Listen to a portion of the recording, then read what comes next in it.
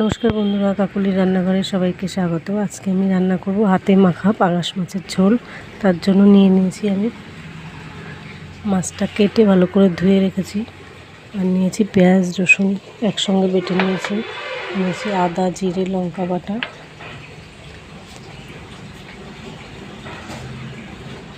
পেঁয়াজ রসুন বাটাটা দিয়ে দেবো। মাছ ভাজিনি, কাঁচা মাছই দেবো, অল্প একটু দেবো। আদা জিরে লঙ্কা বাটাটা দিয়ে দেবো, আর দেবো হলুদ গুঁড়ো,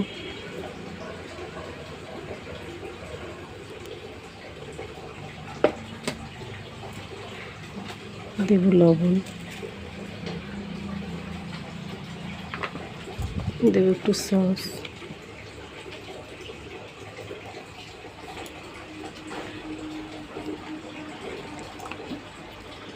টমেটো আমরা চাইলেও টমেটোও দিতে পারো। দেবো একটু সর্ষের তেল,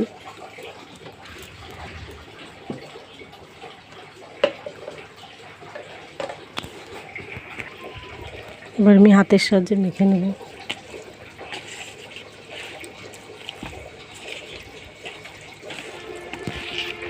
বন্ধুরা, আমি মেখে নিয়েছি, এবার কড়াইতে তেল দিয়ে নেব।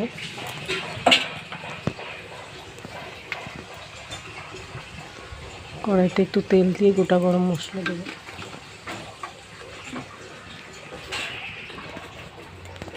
দেবো গোটা গরম মশলা, তেজপাতা। আমি অল্প একটু পেঁয়াজ রসুন বাটা রেখে দিয়েছিলাম, এটা ভেজে দেবো। সামান্য একটু হলুদ দেবো,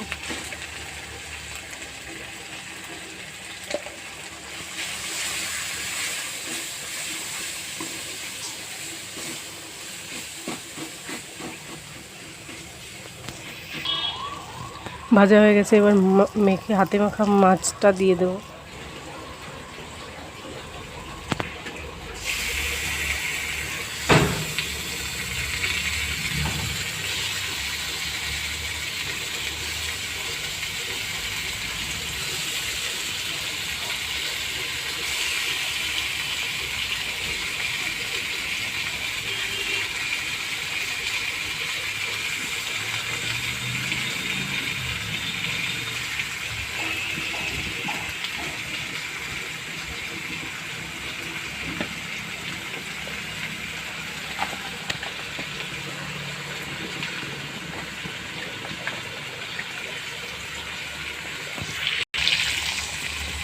বন্ধুরা, আবার মাছটা হালকা ভাজা হলে একটু আলতো করে মাছটাকে উল্টে দিতে হবে।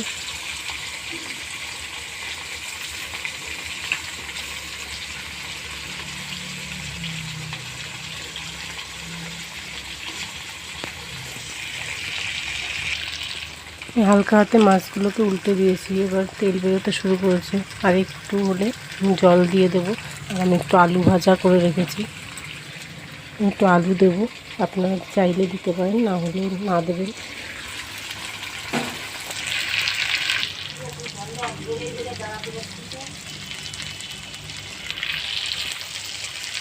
আপনারা পরিমাণ মতো জল দিয়ে দেবেন।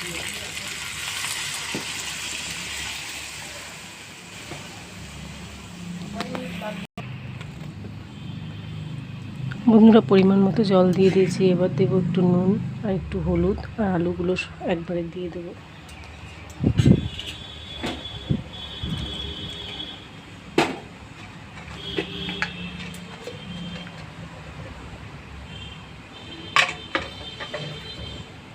অল্প করেই দেবো, না হাতে মাখার সময় আমি লবণ দিয়েছি।